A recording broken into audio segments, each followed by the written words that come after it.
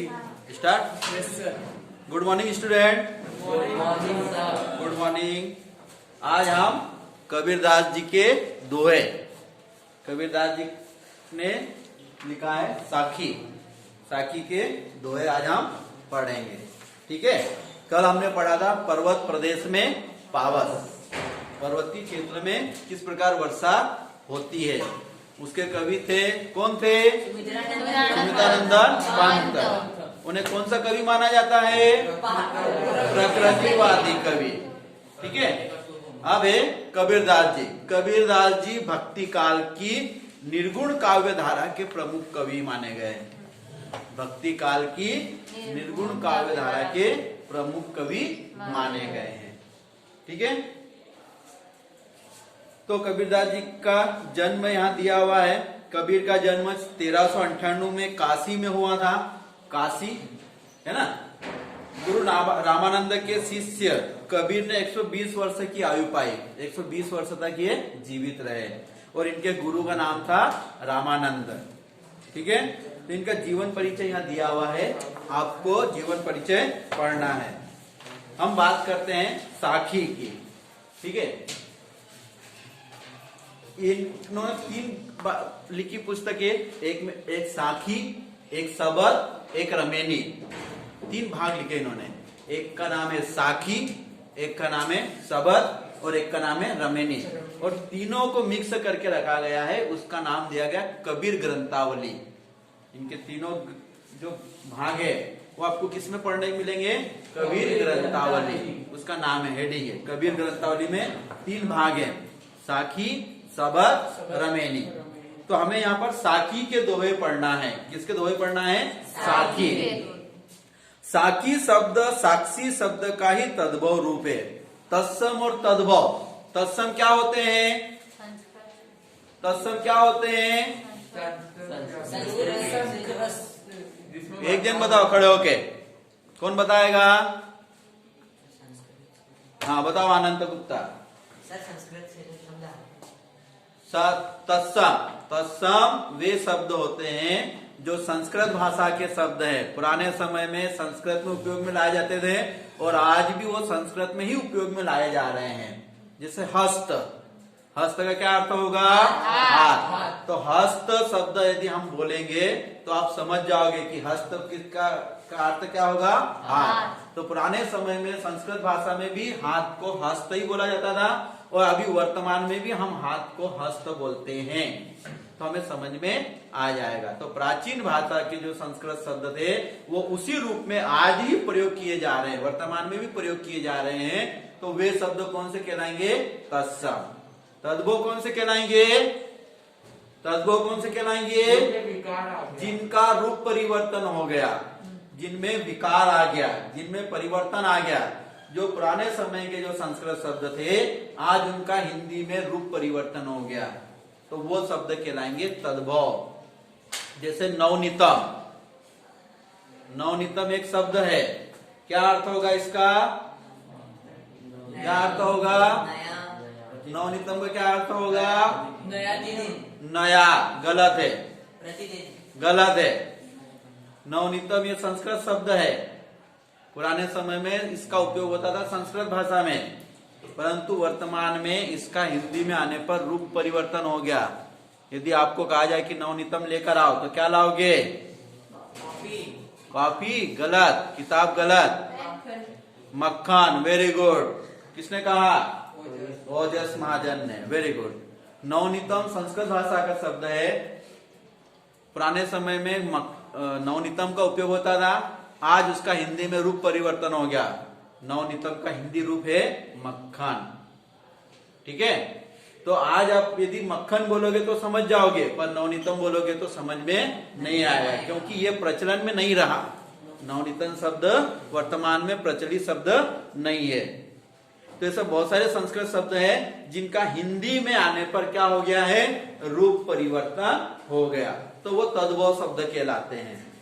हम जब ग्रामर पढ़ेंगे, आपको ग्रामर एक बार पढ़ा भी चुका हूं मैं और रिवीजन भी कराएंगे, तो एक बार और बताया जाएगा। शब्द के प्रकार, शब्द 4 प्रकार का होता है। शब्द कितने प्रकार का होता है? 4 प्रकार का। कौन कौन सा? गलत, गलत। कौन कौन से? उत्पत्ति या स्रोत के आधार पर, दूसरा है रचना या बनावट के आधार पर, तीसरा है अर्थ के आधार पर, चौथा है प्रयोग के आधार पर। इस 4 प्रकार के शब्द होते हैं। वर्णों से मिलकर क्या बनते हैं? शब्द। वर्णों से मिलकर क्या बनते हैं? शब्द। शब्द और पद में क्या अंतर है? शब्द और पद में क्या अंतर है? शब्द स्वतंत्र होता है, पद वही शब्द जब व्याकरणिक नियमों में बन जाता है तो वो क्या बन जाएगा? पद कहलाएगा। ठीक है। तो शब्द कितने प्रकार का होता है? 4 प्रकार का होता है। शब्द कितने प्रकार का होता है? 4। पहला होता है स्रोत या उत्पत्ति के आधार पर, दूसरा होगा रचना या बनावट के आधार पर, तीसरा होगा अर्थ के आधार पर, और चौथा होगा प्रयोग के आधार पर। उसके बाद उनके भी भेद हैं। जो पहला है स्रोत या उत्पत्ति के आधार पर, ये 5 प्रकार के होते हैं। कितने प्रकार के होते हैं? 5। कौन कौन से? पहला आएगा तत्सम, दूसरा आएगा तद्भव, तीसरा आएगा देशज, चौथा आएगा विदेशी, और पांचवा आएगा संकर शब्द। उसी प्रकार रचना या बनावट के आधार पर शब्द ये 3 प्रकार के होते हैं। पहला आएगा रूढ़, दूसरा आएगा यौगिक, और तीसरा आएगा योग रूढ़। उसी प्रकार अर्थ के आधार पर ये कम से कम 10 प्रकार के होते हैं। इसमें आपके आएगा पर्यायवाची, विलोम, एकार्थी, अनेकार्थी, समरूप भिन्नार्थक शब्द। इस प्रकार के ये कम से कम 10 प्रकार के माने गए हैं। और चौथा है प्रयोग के आधार पर, ये 2 प्रकार का होता है। पहला होगा विकारी और दूसरा होगा अविकारी। विकारी को फिर 4 भागों में बांटा गया है। कौन कौन से? विकारी मतलब क्या? जिनमें परिवर्तन आ जाए। तो कौन कौन से? नाउन, तो क्या बोलेंगे? संज्ञा, और सेकंड थर्ड, फोर्थ क्रिया। पहला आएगा संज्ञा, दूसरा आएगा सर्वनाम, तीसरा आएगा विशेषण, और चौथा आएगा क्रिया। ये जो 4 हैं ये विकारी हैं। ये व्याकरण के नियमों में बनकर ये बदल जाते हैं। कर्ता, क्या लिंग, वचन, इनके अनुसार ये क्या होते हैं? बदलते हैं। और बाकी के जो 4 होते हैं ये अविकारी कहलाते हैं। ये कभी नहीं बदलते, उनका रूप का परिवर्तन कभी नहीं होता। इसलिए उसे क्या कहा गया है? अविकारी कहा गया है, या उसे अव्यय भी कहा गया है। उसे क्या कहा गया है? अव्यय। कौन कौन से? क्रिया विशेषण, संबंध बोधक, समुच्चय बोधक और विस्मयादि बोधक। ये जो 4 हैं, कौन कौन से? क्रिया विशेषण, संबंध बोधक, समुच्चय बोधक और विस्मयादि बोधक। एडवर्ब, कंजक्शन, प्रीपोजिशन और इंटरजेक्शन, ये 4 प्रकार के जो होते हैं वो अविकारी कहलाते हैं। ये कभी नहीं बदलते और इन्हें ही अव्यय कहा जाता है। आप जब समाज पढ़ते हो तो उसमें अव्यय भाव, जब समाज पढ़ते हो तो उसमें पहला पद अव्यय ही होता है, जो कभी बदलता नहीं है। तो इस प्रकार शब्द के आपको बहुत सारे प्रकार हैं, हर प्रकार आपको याद होना चाहिए। आया समझ में? तो साक्षी शब्द साक्षी शब्द का ही तद्भव रूप है। साक्षी शब्द साक्ष्य से बना हुआ है। साक्षी शब्द किससे बना हुआ है? साक्ष्य से, जिसका अर्थ होता है प्रत्यक्ष ज्ञान। प्रत्यक्ष ज्ञान 2 प्रकार के शब्द होते हैं, एक प्रत्यक्ष, एक होता है अप्रत्यक्ष। प्रत्यक्ष मतलब जो सामने हमें ज्ञान दिया जाए, और अप्रत्यक्ष मतलब अदृश्य रूप से हमें ज्ञान प्राप्त हो। जैसे अभी हम आपको पढ़ा रहे हैं तो प्रत्यक्ष ज्ञान दिया जा रहा है, परंतु बहुत सारी चीजें क्या होती है कि तुम बिना पढ़ाए भी समझ जाते हो, तो वो हो गया एक प्रकार से अप्रत्यक्ष ज्ञान। हमारी नजरों के सामने जो हो वो प्रत्यक्ष, और नजरों के सामने जो नहीं हो वो कहलाता अप्रत्यक्ष। तो साक्षी, साक्षी या साक्षी शब्द का अर्थ होता है प्रत्यक्ष ज्ञान, वास्तविक ज्ञान। यह प्रत्यक्ष ज्ञान गुरु शिष्य को प्रदान करता है। ये प्रत्यक्ष ज्ञान कौन किसको प्राप्त करता है? हाँ, गुरु शिष्य को। शिष्य सामने बैठा रहेगा, गुरु ज्ञान देता रहेगा। तो गुरु शिष्य को क्या कर रहा है? प्रत्यक्ष ज्ञान दे रहा है। सामने संत संप्रदाय में अनुभव ज्ञान की ही महत्ता है, शास्त्रीय ज्ञान की नहीं।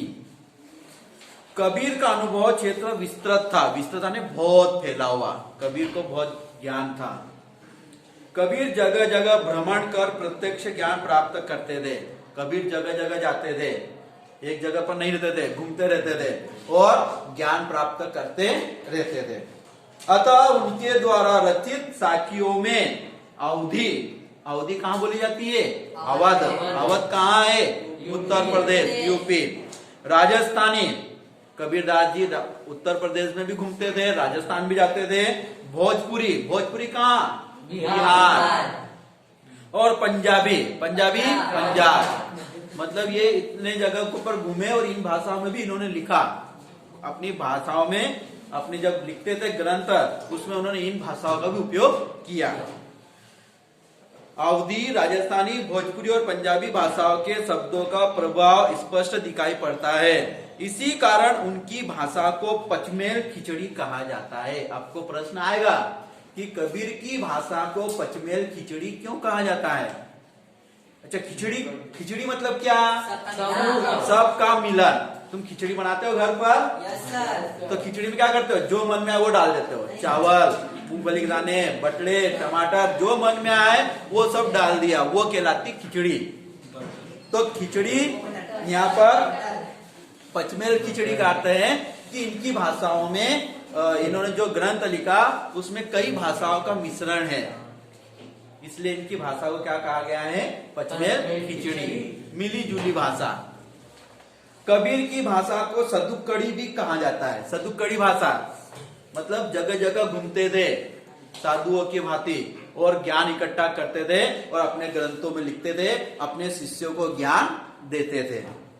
साखी वस्तुतः दोहा छंद ही है। कौन सा छंद है ये? दोहा छंद। यहाँ पर दो दो लाइन के दोहे दिए गए हैं और दो लाइन के दोहे के द्वारा बहुत कुछ बताया गया है। 13 और 11 के विश्राम से 24 मात्रा दोहा में मात्राएं गिनी जाती है, जो 13 और 11 के विश्राम पर होती है। 13 और 11 अभी मैं आपको बताऊंगा कैसे मात्राएं गिनी जाती है। ठीक है। प्रस्तुत पाठ की साखिया प्रमाण है कि सत्य की साक्षी देता हुआ ही गुरु शिष्य को जीवन के तत्व ज्ञान की शिक्षा देता है। यह शिक्षा जितनी प्रभावपूर्ण होती है उतनी ही याद रह जाने योग्य भी है।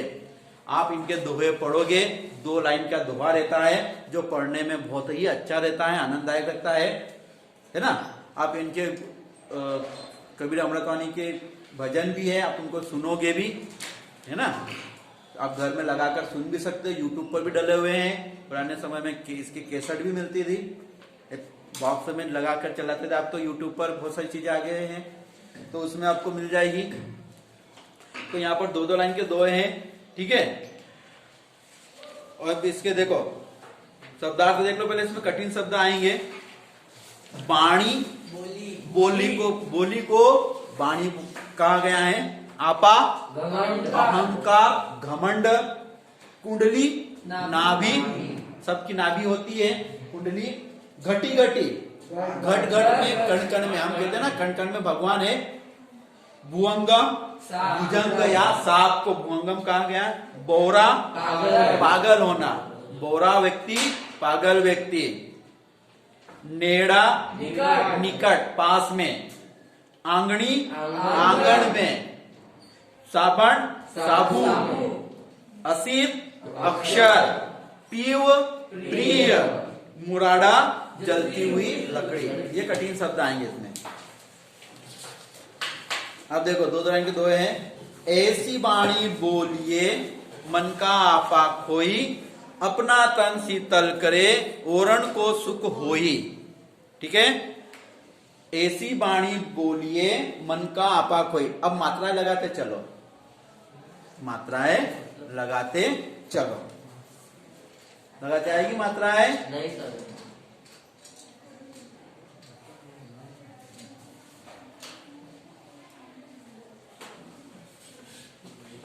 इस प्रकार की मात्राएं लगती है। जहाँ पर छोटी की मात्रा होगी तो वहां एक मात्रा लगेगी, और जहाँ बड़ी की मात्रा होगी तो वहां दो मात्रा लगेगी, है ना।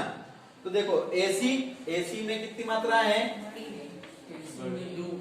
दो। ए में दो है, सी में दो है, ठीक है। आए वाणी में भी दो आएगी, बा में दो आएगी, आणी में दो आएगी,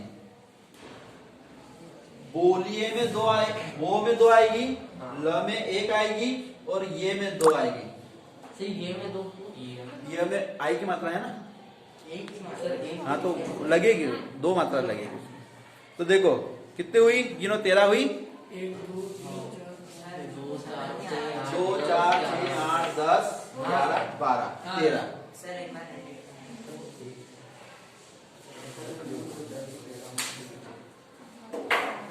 जहां पर जैसे अ हो, ई हो, उ हो और री हो, ह्रस्व स्वर हो तो उसकी एक मात्रा लगेगी। दीर्घ स्वर हो, आ, बड़ा ई, बड़ा उ, ए, आई, ओ और आओ हो, यदि ये हो तो उसकी दो मात्रा बनती है। सर ये दो का सिंबल है। हाँ, ये एस दो का सिंबल है, ठीक है। अब जैसे एसी, वाणी,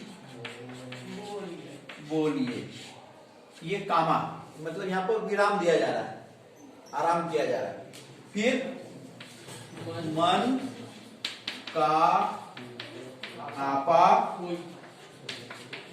खोई, तो ये मिलाकर ये ऐसी में दो, सी में दो, वाणी ब में दो, आणी में दो, वो में दो, ल में एक और ये में दो, है ना।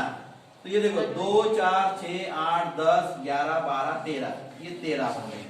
अब यहाँ 11 रहेगी, 1 1 2 2 2 2 1 1 2 4 6 8 10 11। आया समझ में? उसी प्रकार सर मतलब हर वाक्य में 11 या 13 है। पहले भाग में 13 रहेगी, दूसरे भाग में 11 रहेगी। एकदम सोच के लिखा है। हाँ, सब सब में ऐसा ही रहेगा। ये सभी दोहा छंद है, सभी ये क्या है, दोहा छंद है। और दोहा छंद में 13 11 के विश्राम पर 13 और 11, दूसरी लाइन में भी गिनोगे, अपना तन शीतल करे औरन को सुकोई, तो यहाँ पर भी 13 11 ही रहेगी, वो दोहा रहेगा। 13 11 का जहाँ विराम है वो दोहा, और दोहा का उल्टा होता है सोरठा।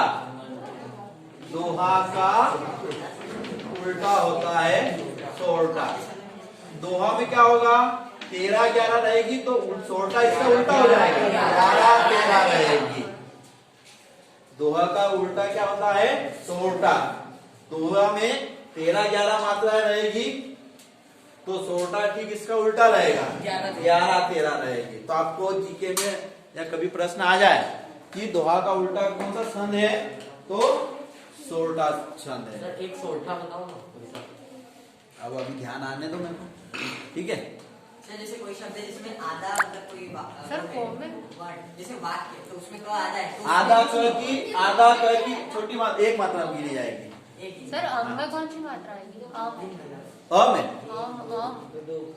के ऊपर बिंदु अम, उसमें दो मात्रा गिनी जाएगी, अ भी और अम भी है ना। है ना। सर और अ में भी दो ही मात्रा। हाँ, दो मात्रा गिनी जाएगी। तो देखो ऐसी, अब श्लोक 2 पे आ जाओ, समझ लो।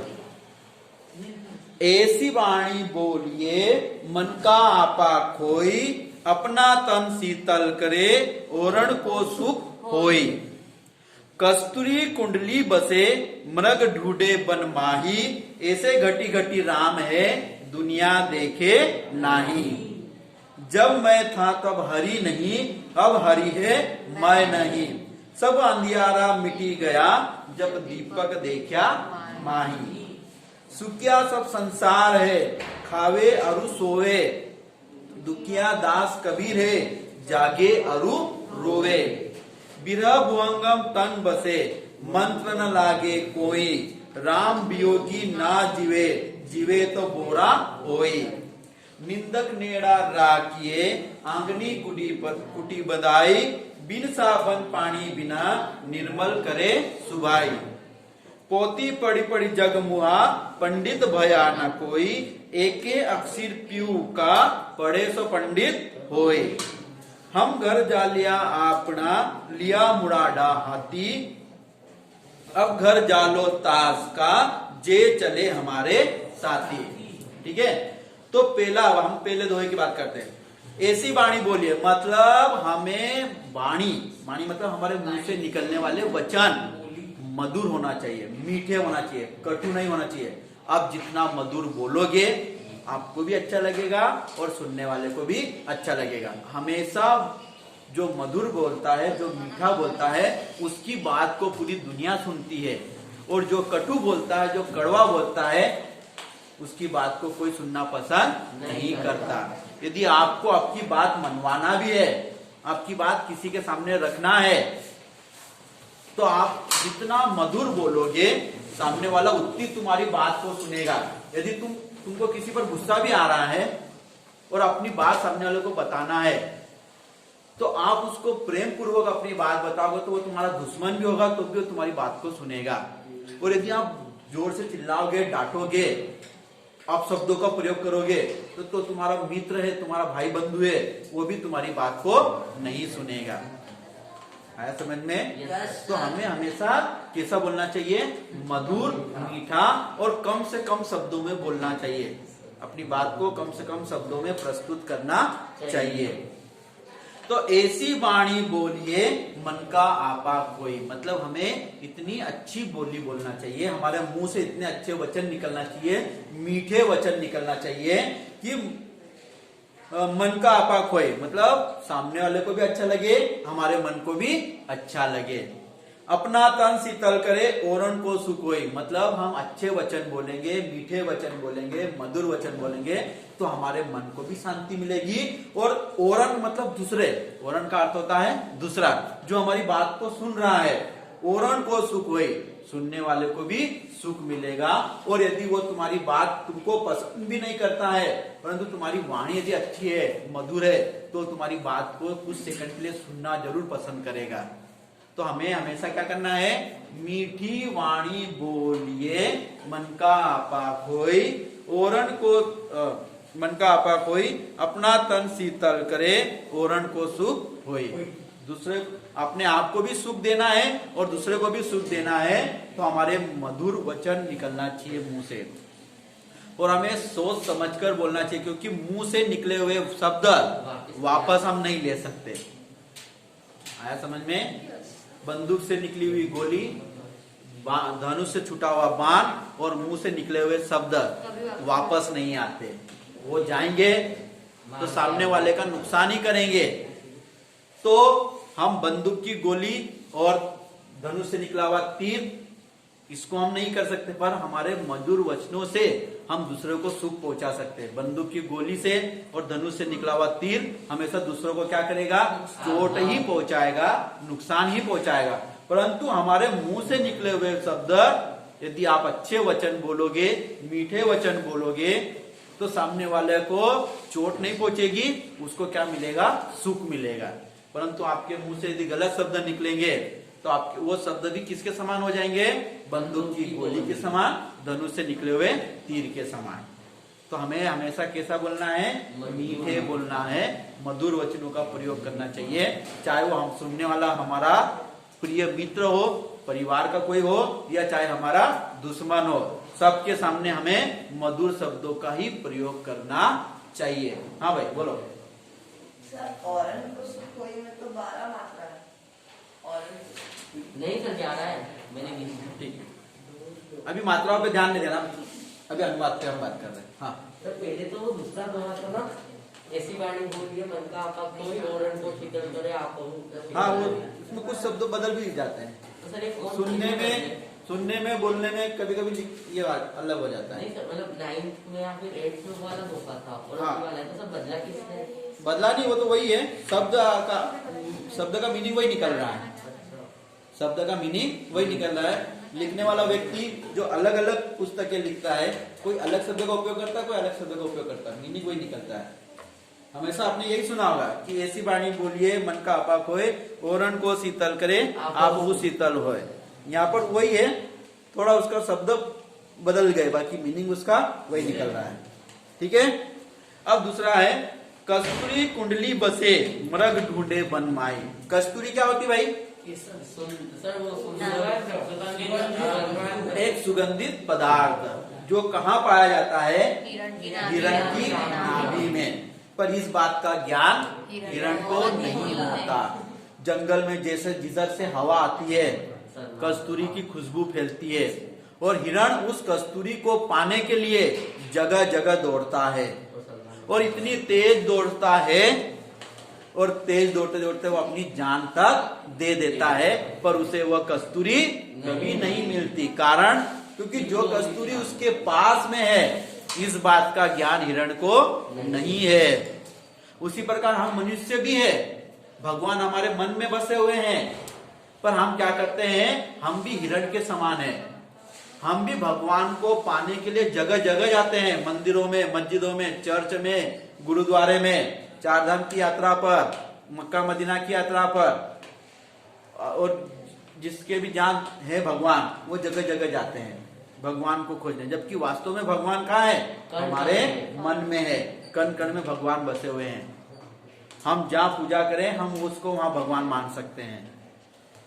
तो मनुष्य को हिरण के समान बता, कबीरदास जी ने मनुष्य को किसके समान माना है? हिरण के समान। जिस प्रकार कस्तूरी हिरण की नाभि में पाया जाता है, परंतु इस बात का ज्ञान हिरण को नहीं होता, उसी प्रकार मनुष्य भी हिरण के समान है। भगवान उसके कण कण में है, उसके पास ही है, जहां देखो वहां भगवान है, परंतु मनुष्य भगवान को जगह जगह जाता है, मंदिरों में, मस्जिदों में ढूंढने के लिए। और कभी कभी क्या होता है, जैसे भगवान कस्तूरी को पाने के लिए हिरण तेज गति से दौड़ता है और अपनी जान तक दे देता है, वैसे मनुष्य भी भगवान को पाने के लिए जगह जगह जाता है, और कभी कभी रास्ते में अपनी जान तक दे देता है। कैसे दे देता है भाई? एक्सीडेंट हो जाते हैं, कहीं दुर्घटना घट जाती है। 2013 में उत्तराखंड में केदारनाथ में एक महाआपदा आई थी, कई लोग उस बाढ़ में डूबकर मर गए, अभी तक उनका पता नहीं चला। वैसी की वैसी अभी कल भी आई है उत्तराखंड में, है ना? 19 कल तक 19 लोगों के बॉडी मिल गई चुकी थी, और भी 193 लोग को का कोई पता नहीं चला। कल की न्यूज में बताया था कि 19 लोगों की बॉडी, डेड बॉडी मिल चुकी है, और 193 लोगों का भी तो कोई पता नहीं। बाकी और ज्यादा भी होंगे। जो न्यूज वाले जो आंकड़ा बताते हैं वो गलत ही बताते हैं, है ना?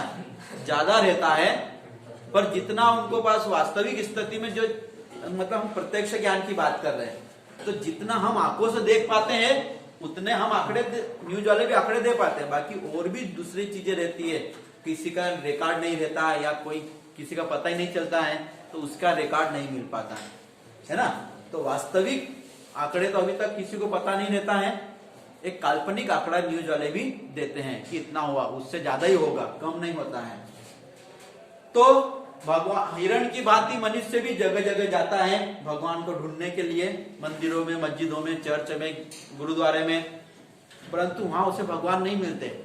भगवान तो वास्तव में उसके मन में बसे हुए हैं, हृदय में बसे हुए हैं। हर किसी से प्रेम करो, मनुष्य को मनुष्य से प्रेम करना चाहिए, पशु पक्षियों से प्रेम करना चाहिए। तो सब, जब व्यक्ति एक दूसरे से प्रेम करेगा तो सामने वाला उसे भगवान के समान ही देखेगा।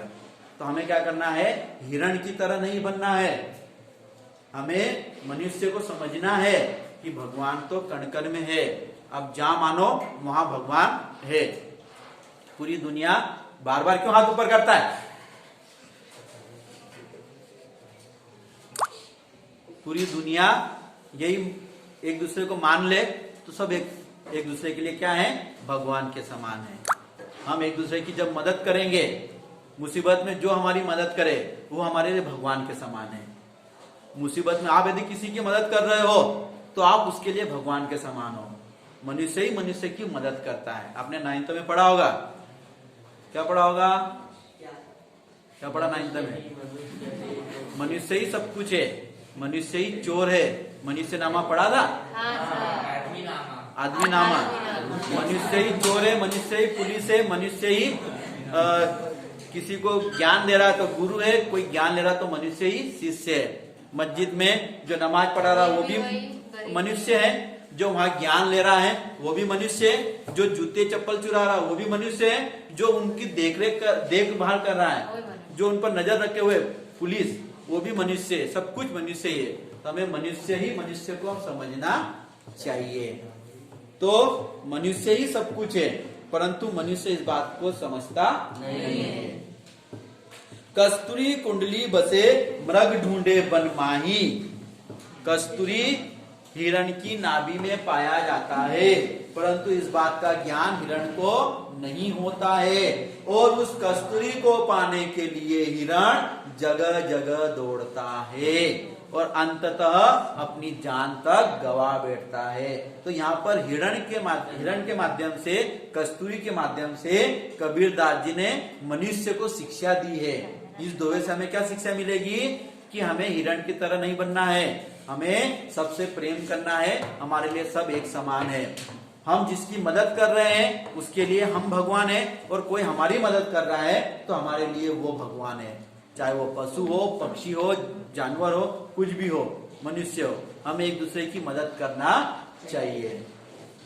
ऐसे घटी घटी राम है दुनिया देखे नहीं। घटी घटी मतलब राम है, मतलब श्री रामचंद्र जी से नहीं, राम मतलब भगवान। जिसको जो भगवान को माने वो अपना, उसके लिए वो भगवान कहाँ है? कण कण में। कण कण मतलब हर जगह भगवान का वास है। दुनिया देखे नहीं, पर दुनिया को इस बात का ज्ञान नहीं है, हमें समझना पड़ेगा। भक्त प्रहलाद की आपने कहानी सुनी होगी।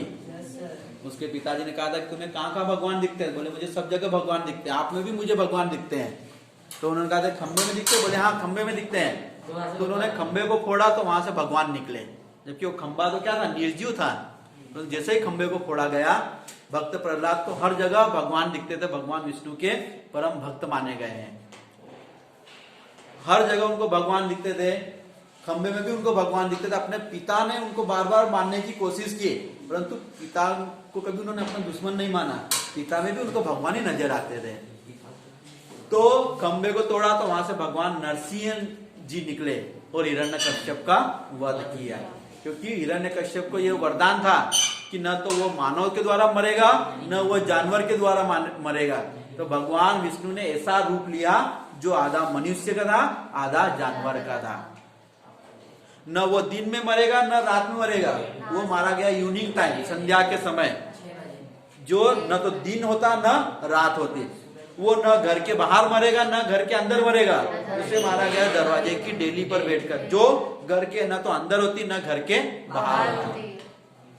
उसे न तो आसमान में मारा जाएगा न जमीन पर, उसे मारा गया अपने पैरों पर लेटाकर, क्योंकि जो पैरों पर होता है भाग वो न जमीन पर होता न आसमान में। न अस्त्र से मरेगा न शस्त्र से, न तलवार से न बंदूक से, तो उसे मारा गया अपने नाखूनों से। ये न तो अस्त्र में आता न शस्त्र में आता है। तो इस प्रकार हिरण्यकश्यप एक प्रकार से अमर था, अमर हो गया था, परंतु कोई भी इस पृथ्वी पर अमर नहीं है। भगवान उसका भी रास्ता निकाल देते हैं कि इसको कैसे मारना है। काफी समय तक तो उन्होंने अत्याचार किया जनता के ऊपर, पर जब अति हो जाती है तो फिर भगवान को अवतार लेना पड़ता है और क्या करना पड़ता है? इस दुनिया कि मानव जाति को राक्षसों से बचाना पड़ता है। कलयुग में भी भगवान एक अवतार लेंगे राजा कल्की के रूप में। जब अत्याचार और बढ़ेंगे, जब पाप और बढ़ेंगे, तब जाकर भगवान फिर अवतार लेंगे। ये उनका लास्ट अवतार रहेगा, ये उनका अंतिम अवतार रहेगा। ठीक है, तो इस प्रकार भगवान हर युग में भगवान ने अवतार लिया और मानव का उद्धार किया। तो यहाँ पर ये कबीरदास जी ने कहा है कि कस्तूरी कुंडली बसे मृग ढूंढे बन माही, ऐसे घटी घटी राम है दुनिया देखे नाई। राम मतलब भगवान है ना, भगवान हर कण कण में है, पर दुनिया हम उसे पहचान नहीं पाते। तो ये दो दोहे हो गए हैं, बाकी के जो बचे हैं वो कल समझाएंगे। Okay Yes, sir.